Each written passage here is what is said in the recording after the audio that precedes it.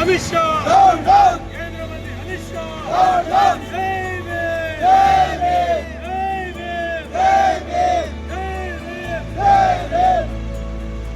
केंद्र मंत्री వెంటనే రాజీనామా చేయాలి అంబేద్కర్ అవమానించిన కేంద్ర మంత్రి వెంటనే భారత రాజ్యాంగ నిర్మాత అంబేద్కర్ అవమానించిన కేంద్ర మంత్రి అమిత్ షాను వెంటనే అమిత్ షాను వెంటనే అమిత్ షా దేశ ప్రజలకు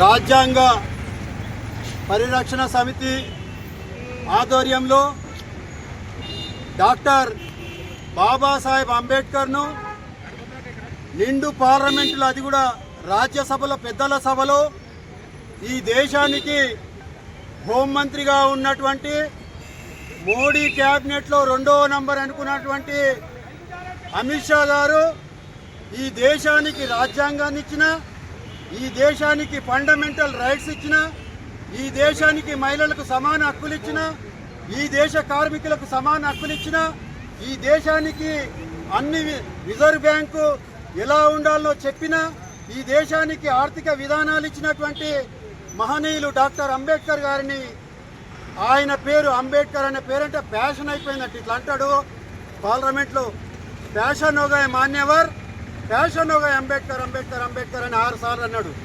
అంతేకాకుండా ఇదే పేరును దేవుని పేరుగా తలుచుకుంటే వాళ్ళు స్వర్గానికి పోతారంట.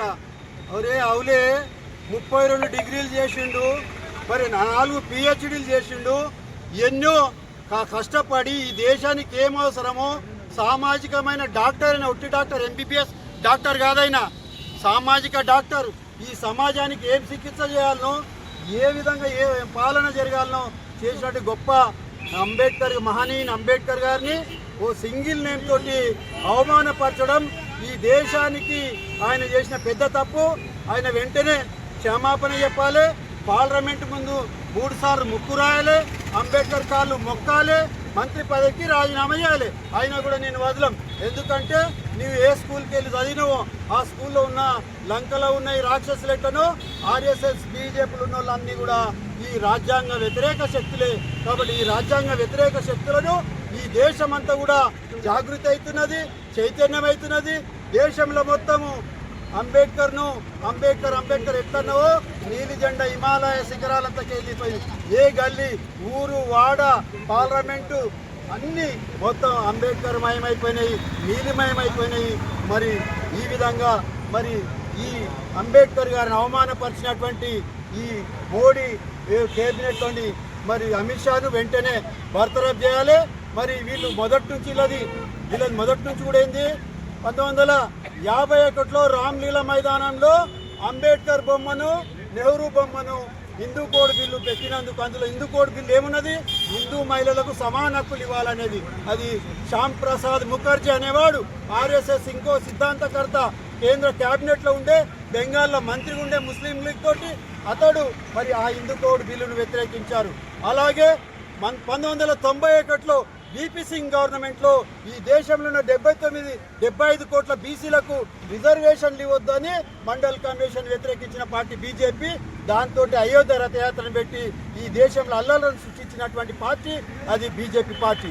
బీజేపీ ఏనాటికి కూడా ఈ దేశ ప్రజలకు, కార్మికులకు కానీ, కర్షకులకు కానీ, దళితులకు కానీ, బీసీలకు కానీ ఎవరు కూడా మేలు చేసే పార్టీ కాదు. ఆ పార్టీ ఈ దేశాన్ని విచ్ఛిన్నం చేయడానికి ఉన్న పార్టీ. కాబట్టి వెంటనే బీజేపీ మరి అమిత్ షాను బర్తరఫ్ చేయాలి.